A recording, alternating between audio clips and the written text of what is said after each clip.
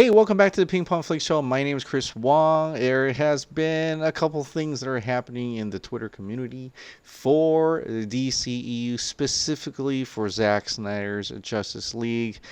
People are really digging up some stuff. I tell you, it's pretty cool and awesome. But before we get into any of that and possibly something with Ben Affleck, I want to let you know about this. Mick D wanted me to let you know that this is going on. DC film fans come together to celebrate fan art and raise funds for the American Foundation for Suicide Prevention. That's right. Full story. I'm going to read you from this link. I'm going to have this link in my description where you can purchase any of these shirts that says I love ZS on them. There's a lot of different varieties. There's jackets. I think it's a jacket. There's a sweater with a hood. There's t-shirts. There's even some let's see what they're using, some tank tops here for women and stuff. But full story. A great man said, "Powerful art can heal, bring awareness, and create change." Inspired by these words, DC film fans are creating a series of mini campaigns leveraging artistic talent within our fan base in order to raise funds for the American Foundation for Suicide Prevention. Each campaign in the upcoming series will feature unique fan art designs celebrating our favorite films, characters, and filmmakers while offering a message of hope that each design speaks to, because hope and inspiration are the genesis and are at the heart of what this campaign is all about. It's about a community of fans who came together to fight for positive change and found support and inspiration among each other. It's about celebrating powerful art that speaks to us. It's about bringing awareness to causes important to us, and it's about helping to ease the pain of people we may never know, as we would for our own friends and family. The initial kickoff design, inspired by Justice League actor Ray Fisher, celebrates the filmmaker who started it all and continues to inspire us every day, Mr. Zack Snyder. So this is coming out from here. And then you have more information in this link. I encourage you to go and check it out.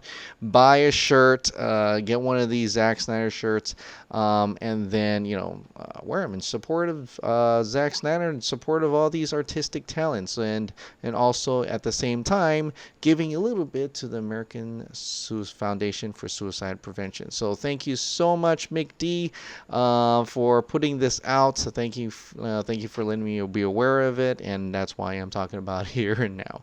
But speaking of Zack Snyder, all right, so we have one more little thing that came out, and actually this little picture there you see right here actually was from an entertainment magazine that was promoting Justice League at that time before we even saw the movie, right? And we had this little picture of here where we see a Silas Stone and a little Asian brother over there in the middle, and then Zack Snyder confirmed that that is Ryan Choi. Ryan Choi. That's right. So that means the Atom was in the movie. The Atom was in the movie. Yes, see a little Easter egg here and there of Justice League.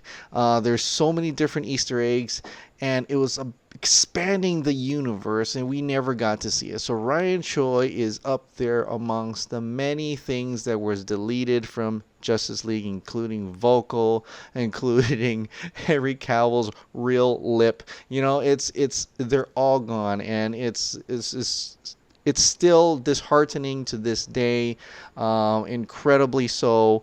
And for people who need to remember what was actually deleted, I encourage you to check out this new video. Flashback FM made an updated one. Sam at Team JVS had actually sent this to me to check it out. He updated. He had done before. He'd done before where all the deleted scenes and all deleted information.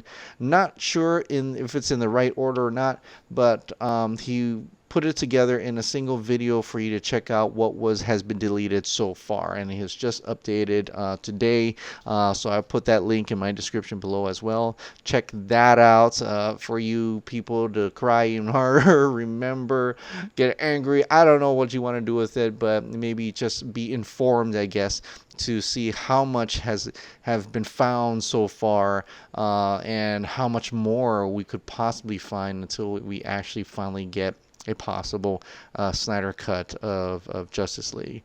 And I want to kind of put into out in the open what Rahul He's on Twitter at Rojo Reborn 123.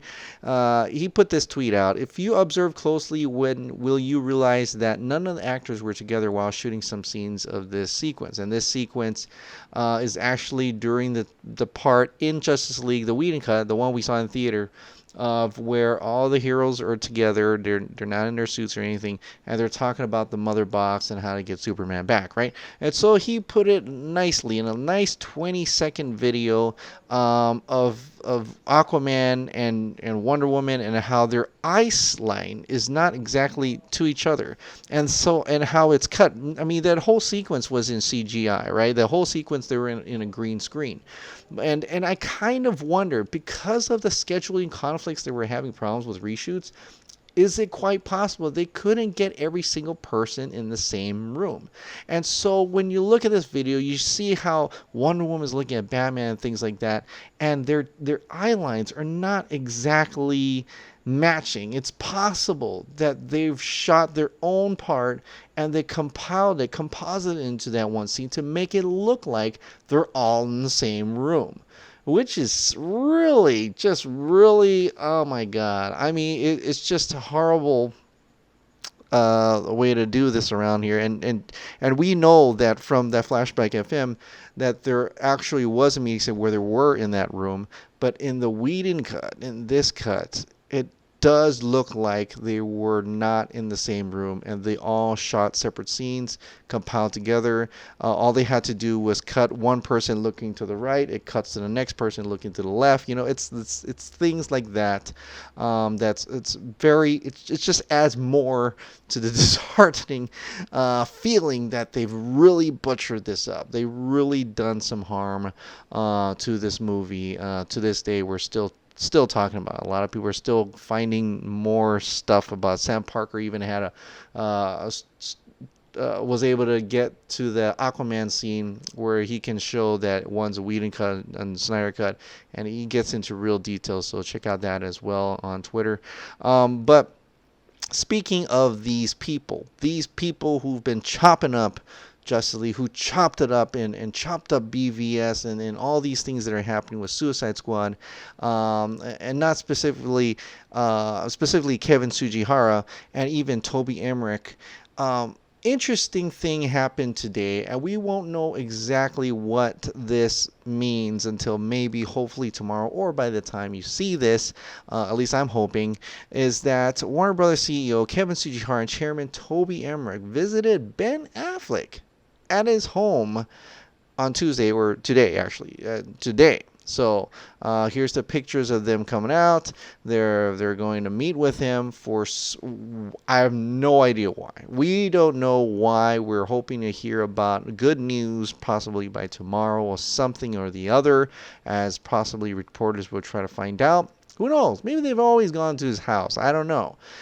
Maybe they're just going there to support him in his alcoholism.